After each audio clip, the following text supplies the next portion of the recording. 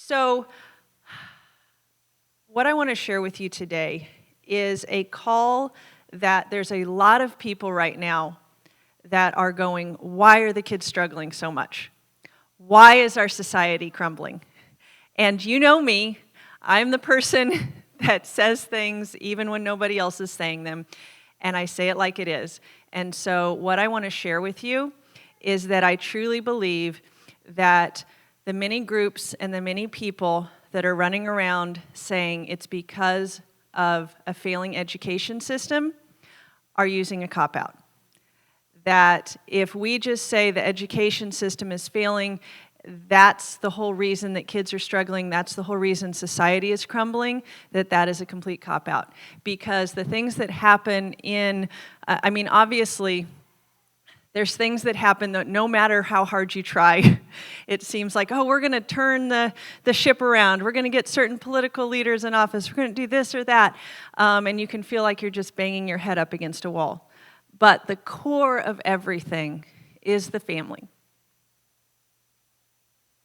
And that's why I'm so grateful for women and mamas like Greta that not only have a platform and a ability to speak into what's happening in our society, but that they have such an authentic life and heart. Because you can, but I would say don't argue with evil. Don't argue with evil. Be the good, be the true, be the lovely, and I don't mean that in some highly moralistic way. I mean that by go adventure with your kids, even if it means you forget your toilet paper sometimes, okay? Because that is what will make those connections with your children so that there's, one less kid that's struggling, or when they are struggling, they know they have a mom and a dad that love them and will be there for them, because every kid is going to struggle in some way. And it doesn't mean that you failed as a parent. It doesn't mean that you failed as an educator. And so don't argue with evil, but be the antidote by being the good, by being the true, by being the lovely, and by being fun, like Greta said, because I truly believe fun will survive. One of the things that I look back on the last few years, and I honestly have regrets about, is that there were times when I was so busy trying to fix things, and I know there's a lot of people that are very grateful that I did that. Thank you. And I appreciate that. Thank you. I'm not seeking applause. I'm just trying to not minimize how many of you that supported me and our group in trying to fix things. And I know that was important, but there were also times where I feel like, yes, my kids, they needed their sports back. They needed their schools open. They needed their smiles free. But at the same time, there are some times when things were shut down. Could I have just savored it more? Could I have just found a way to adventure with them? And that's what all of you in this room are doing, is you are finding those solutions, right? And you're savoring the things that are really, really important. So one other thing I just want to touch on is that, Greta's talked a lot about family.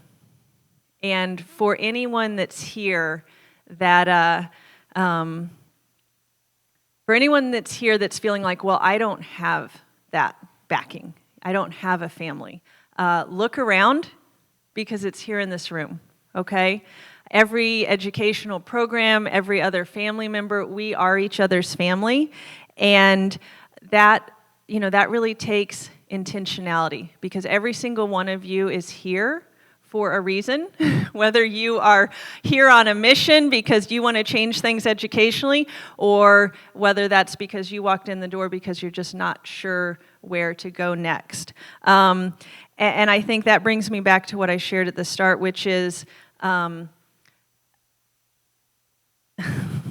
this is silly to bring up, but I think about it a lot. So I think it's a Talking Heads song where they kind of list all of the different things, and he's like, how did I get here? I'm not going to sing it for you. But do you guys know what I'm talking about, that song? Okay. I think about that a lot, especially like what's happened over the last few years or where our education system is at. And again, I think how we got here is not, it's a cop-out to say, well, it's this political leader or it's this problem with the education system. It's because of a lack of strong families. And every time I say that, I get choked up because I'm very well aware of the struggles in my own family. I was homeschooled growing up. I'm very well aware of the things my parents did brilliantly and the struggles and challenges that my family had growing up. So again, if you feel like, but Sharon, I have no family, this is your family. The church that's hosting this venue, they can be your family. You have family around you, even if you feel like you don't. And for those of you that your biological family is a strong family, that is so important. And that's how we got to where we were over the past few years. And so those of you that are still speaking up, fantastic. But don't forget to spend time with your kiddos. That is the most important thing.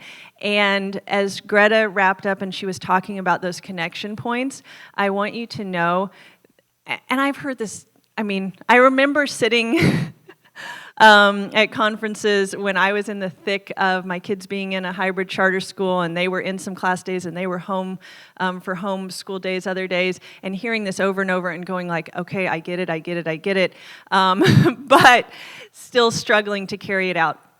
The connection points are the absolute most important. So if you are a homeschooling mama, please relieve yourself of all of the stress over doing it perfectly. And I shouldn't just say mama, right? I'm a mama. But if you're mama, papa, if you're homeschooling, relieve yourself of that stress of doing it perfectly.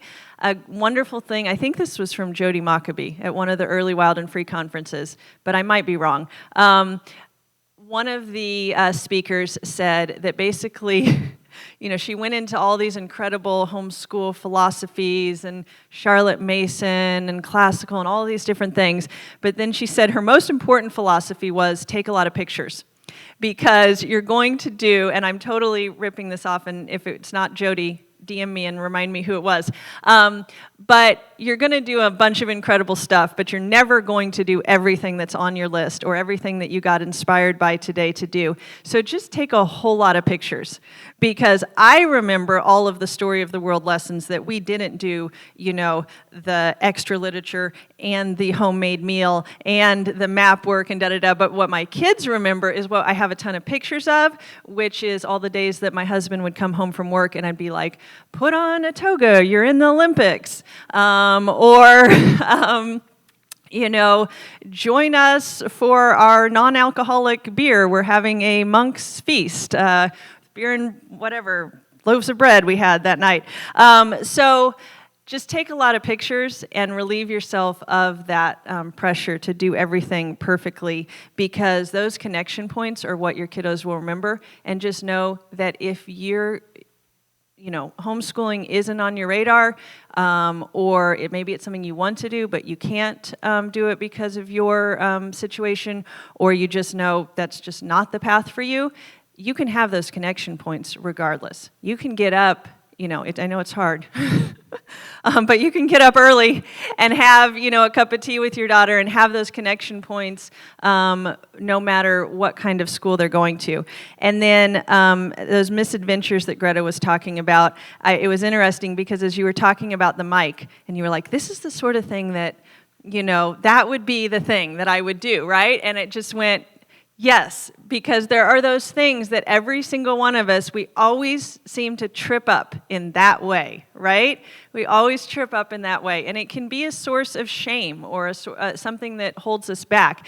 And I was already planning to share with you guys that this morning, I got here like 5 minutes late, and you guys are all rock stars. There were vendors already setting up their booths.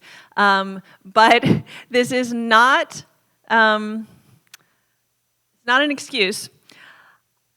Almost every single time I have some really important event or Instagram Live or whatever it is that has to do with alternative education or homeschooling, an animal gets out.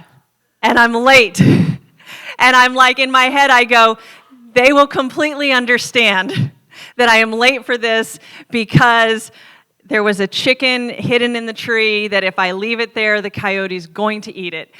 This morning, the tortoise was in the front flower bed, and thank God, Joy saved the day and noticed it, or we would have left, and we would not have ever seen Mr. Jones again. So anyway, there's going to be that thing that trips you up, and for those of you that are starting educational programs, know that that is the case as well. And it's okay, just keep going. If there's resistance, it means what you're doing is super, super important. And within that, just know that flexibility is so incredibly key. Whether you're an educator, someone who's founded a program, whether you are a family, know that flexibility is key. There are some people that when I was leading Let Them Breathe were like, she's a homeschool parent. Why does she care about the public school system? And it's like, well, at that point in time, all of my kids were in fully traditional, full-day public education. But when I was homeschooling, they were through a charter, which is also publicly funded. And then after COVID, there was a period of time where at least my little ones, we went to fully remote charter school. So I have done a little bit of everything. And it's funny because then there are other people that have been like, why is Sharon doing Let Them Learn? You know, she's just championing public education. Well, they don't know the whole background, and so all I'm bringing up there is I literally have experienced almost every aspect of, I feel like, traditional and alternative education, and for our family, that's what was needed. There were certain years where not just even by, semester, but even by kid, we went, child by child, semester by semester, as far as what each kid needed. And obviously there needs to be continuity, but flexibility is so incredibly key to give yourself that ability to, hey, if this isn't working, let's switch course. If you need extra support, reach out to a program that can support you. So that being said, I'm going to give you our exciting announcement and then move on to the next speaker. As on that topic of flexibility, I know that you guys, we had shared with you that we were going to be launching a pod, and we fully intended to. We had the space rented, we had the program in place, and then we realized there were just so many incredible programs popping up that, a year or two ago, the holes that I was seeing that needed to be filled aren't there anymore. And that's awesome. That's thanks to all of you guys, so good job. So Kim, come on up, Kim. Kim of Kim's Homeschool, she has created an incredibly successful micro school program. It's absolutely brilliant. And her and I have been working together, and so we have actually changed trajectory a little bit. We've helped any families that were looking for a pod to get plugged in, and we're going to share a little video with you of... There we go, flexibility, right? We're going to get there one way or another.